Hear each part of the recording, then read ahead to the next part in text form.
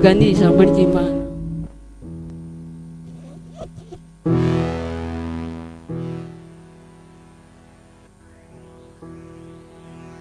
Tugiye gusoma Abakorino ba kabiri ibice 3, duhere ku murongo wa 2. Nimwe rwandiko rwacu rwanditswe mu mitima yacu, urwo abantu bose bamenye bakarusoma. Kandi koko biragaragara ko muri urwandiko rwa Kristo rwanditswe natwe rutandikishijwe wino, ahubwo rwandikishijwe umwuka w'Imana ihoraho. Rutanditswe ku bisate by'amabuye, ahubwo rwanditswe ku by'inyama, ari byo mitima yanyu. Twongere dusome mu Bami ba mbere ibice 21, duhere ku murongo wa 1.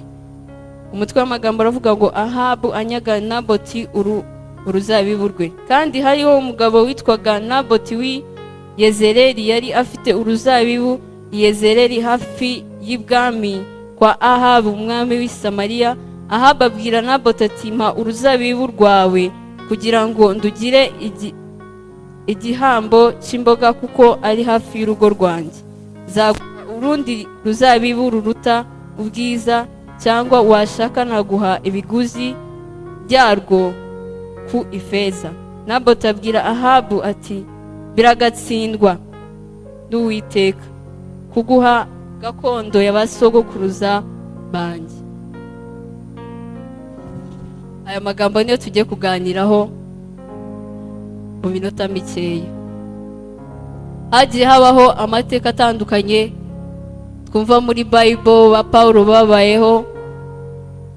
Habanje Yesu, akurikiraho abigishwa nabo bagenda batoza abandi bantu. Ndavuga ubwo mu isezerano rishasha, uko bagiye bavaho niko hagiye habaho abandi, ariko icyo baharaniraga no kugira ngo ijambo ry'Imana cyangwa ubutumwa bwiza bwa Kristo bukomeze bwamamare.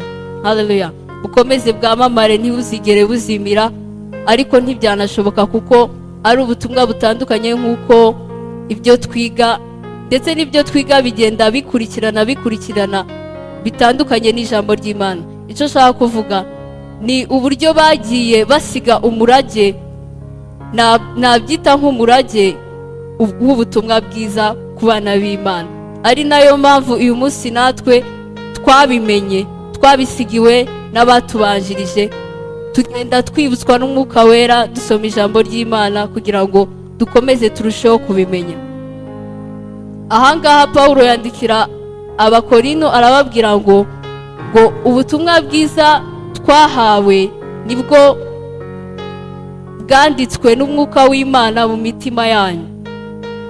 Arababwira ngo muri izandiko zisomwa na bose, kandi urwandiko, icyo tuzi urwandiko ruba rufite message, haba hariho ibintu biriho.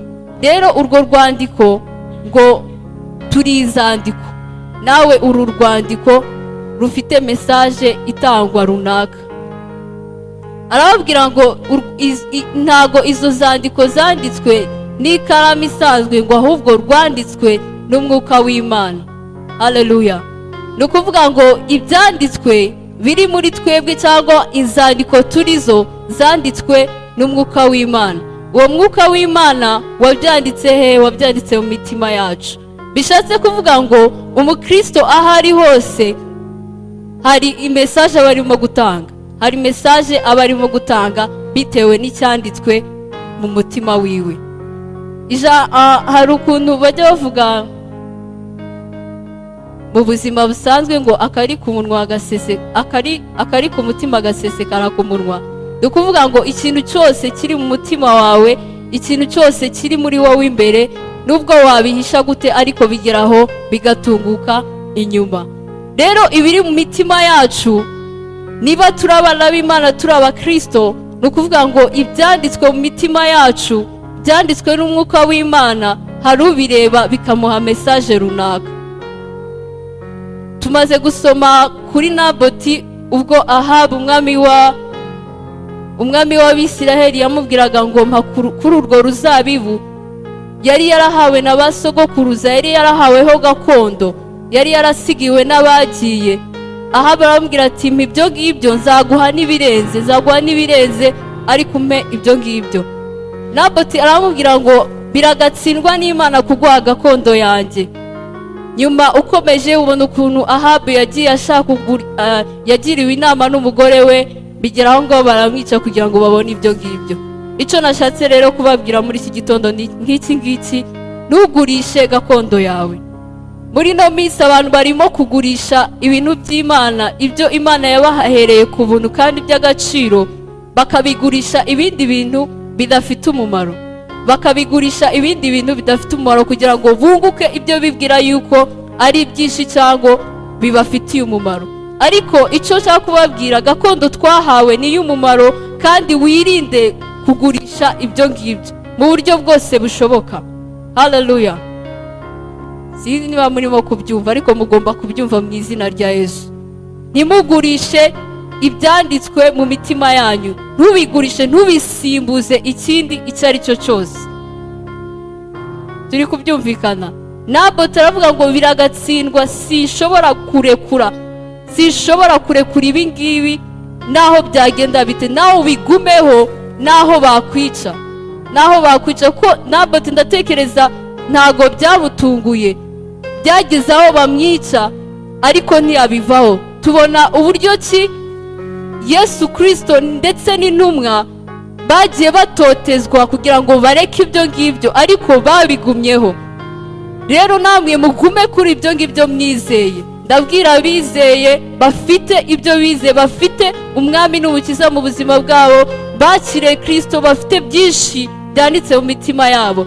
Ejo bundi ubushize nababwira ngo twe kurambirwa, uyu munsi ndababwira ngo rero mubikomereho cyane, mwe kubigurisha ibidafite umumaro. Iyi si ifite byinshi biri imbere yacu irimo gucuruza, ariko ibyo ngibyo nta mumaro bifite, ahubwo mugume kuri ibyo. Ndangiza ndababwira ku mateka y'Abisiraheli. Imana yari yarabahaye iby'ubutunzi, bari barabwiwe ijambo ry'Imana, bari bafite ibintu byinshi babonye ku Mana yagiye bakorera, ariko bageze muri Egiputa batangira kurarikira ibyo muri icyo gihugu. Bageze mu bihugu bindi batangira kurarikira ibindi, babisimbuza ubutunzi Imana yari yaraberetse, babisimbuza imbaraga z'Imana n'ibyo yari yaranyujije imbere yabo, n'ibyo yari yarababwiye. Rero natwe muri iyi si hari byinshi, hari amahanga menshi, hari ibintu byinshi bifite ibigaragara imbere yacu, ariko mwe kubisimbuza ibyo ngibyo, ahubwo mukomere ku ijambo ry'Imana n'ubutumwa bwiza Imana yanditse mu mitima yacu. Imana ibahe umugisha.